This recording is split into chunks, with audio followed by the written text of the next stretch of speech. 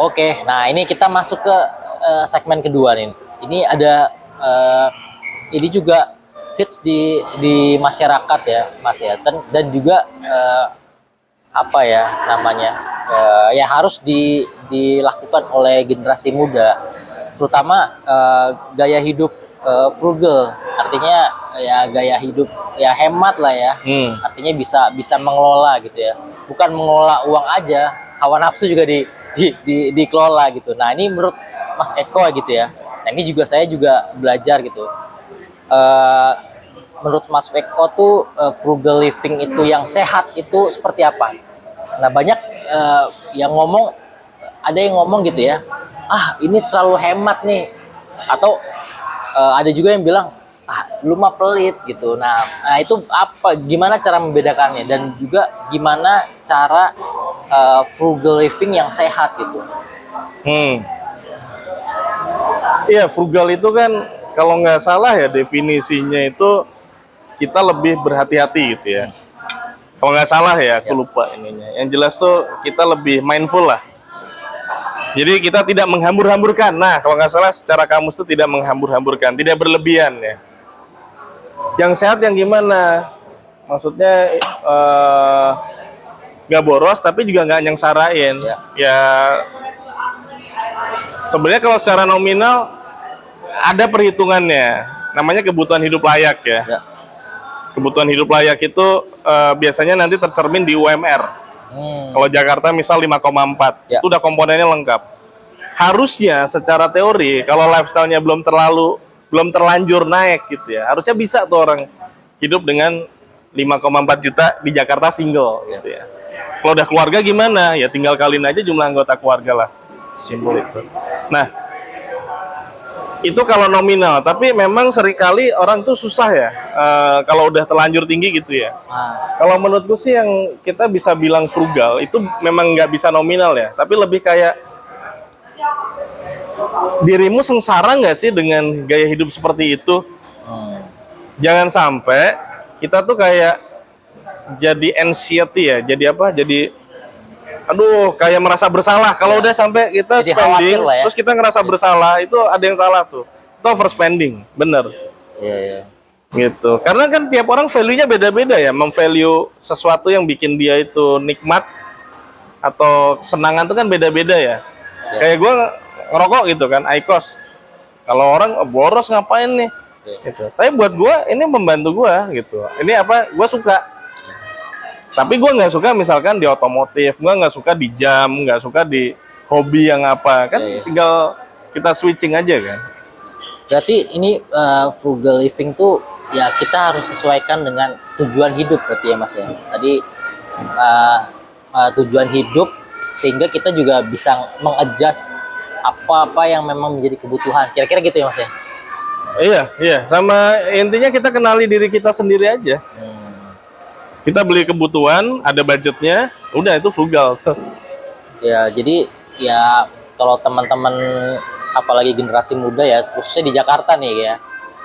Jadi ada kegiatan yang memang FOMO gitu ya, bikin FOMO gitu, misalnya main pedal gitu ya. Ya bukan pedalnya yang salah, tapi memang ya kita ya jangan juga lu main pedal berapa kali seminggu gitu, padahal memang ya cuman ikut-ikutan tadi.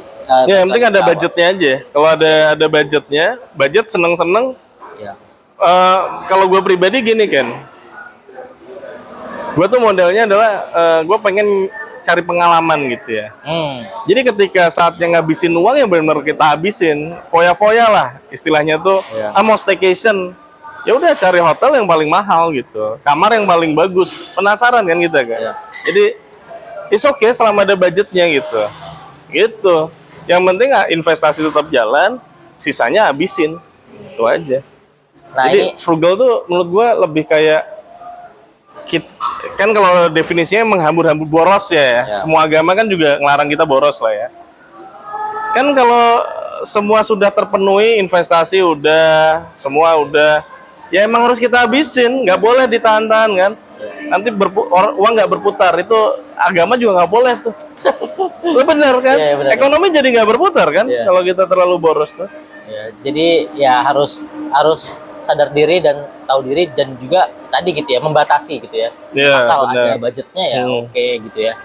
Nah ini mungkin untuk teman-teman yang punya keluarga muda gitu ya. Nah itu gimana meyakinkan pasangan gitu?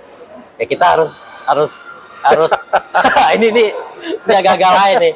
Ini dan juga menarik menurutku gitu kan ya.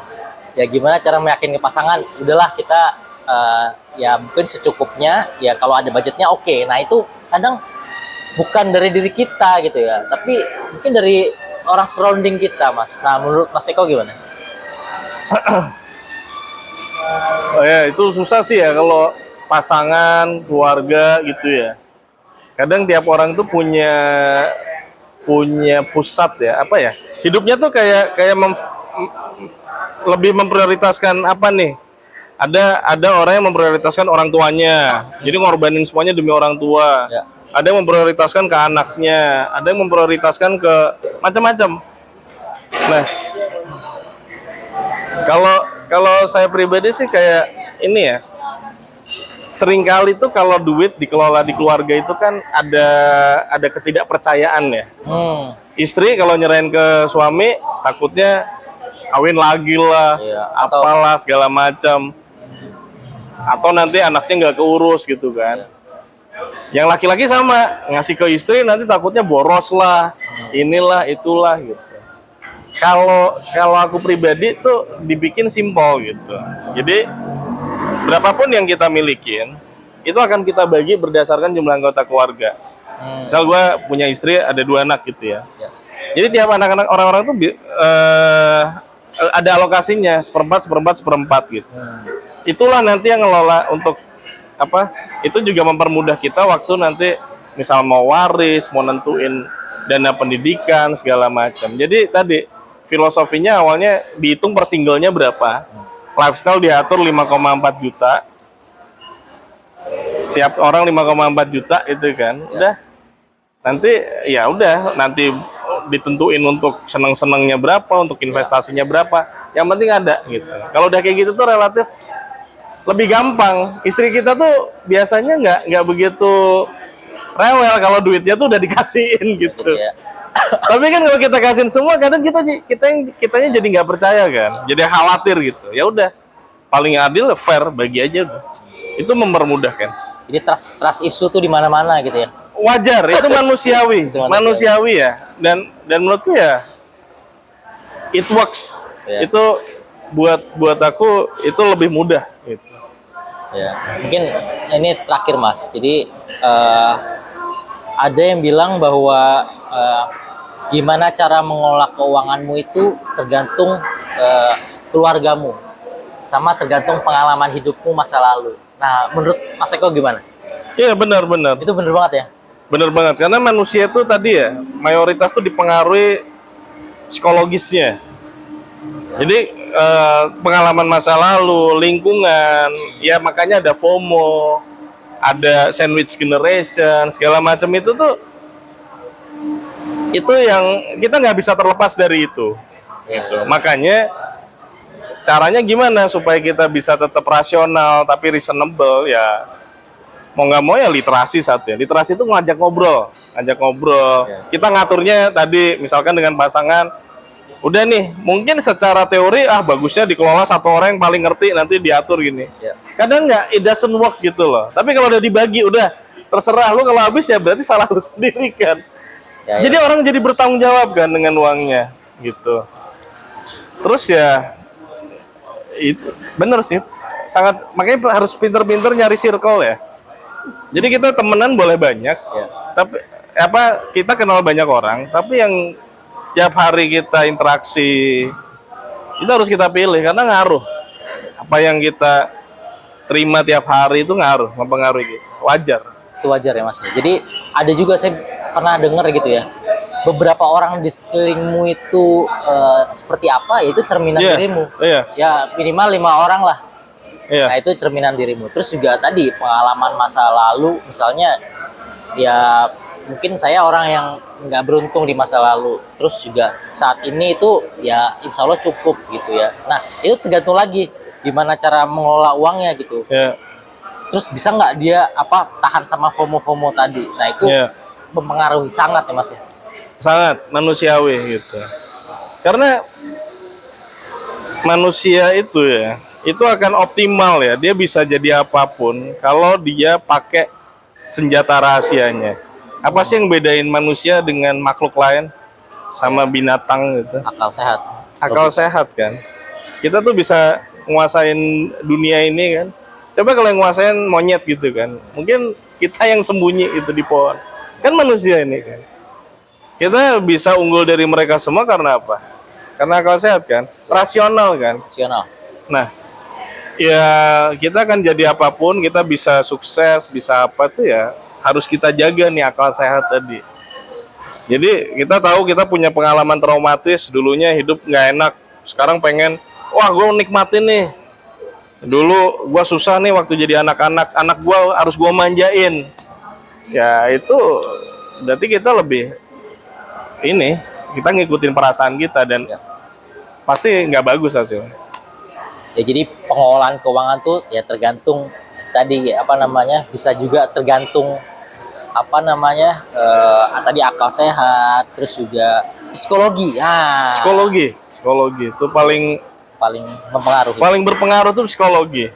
Jadi Warren Buffett itu pernah bilang, orang yang sukses di saham itu bukan IQ-nya tinggi, bukan, tapi perutnya katanya. Perutnya tuh lebih ke stomach.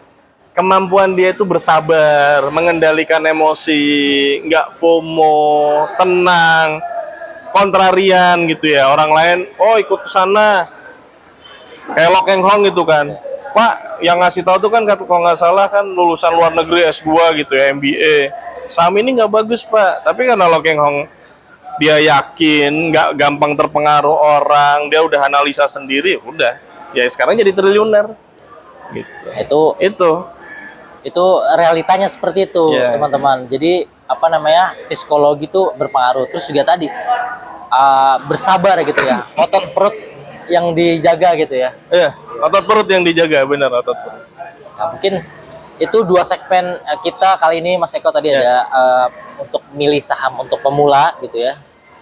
Terus juga ada gaya hidup frugal dan juga tadi ada ada dinamika yang memang disampaikan sama Mas Eko. Nah ini mungkin kami tutup dulu sampai di sini dulu Mas. Terima kasih banyak atas waktunya. Kita kembali lagi di channel Ruang Temu Inspirasi. Bye. Thank you.